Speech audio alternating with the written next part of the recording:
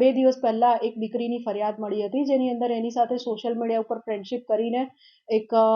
કોઈ અનનોન વ્યક્તિએ એના ફોટા મેળવીને દીકરીને બ્લેકમેલિંગ કરીને લગભગ આશરે 1,89,00,000 થી વધુની રકમ બ્લેકમેલિંગ દ્વારા પડાવેલ હતી અને દીકરીને ધમકી આપેલ હતી કે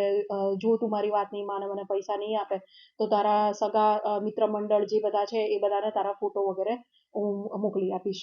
આ સંદર્ભમાં યુવતીએ અત્રે પોલીસ સ્ટેશને આવતા તેનું કાઉન્સેલિંગ કરીને દીકરીની ફરિયાદ નોંધવામાં આવી અને એ અનુસંધાને જરૂરી કાર્યવાહી કરતા ફરિયાદ નોંધ્યા બાદ જે વિગતો મળી એના આધારે સાયબર ક્રાઇમ સેલની ટીમ દ્વારા ગણતરીના કલાકોમાં લગભગ 12 કલાકથી ઓછા સમયની અંદર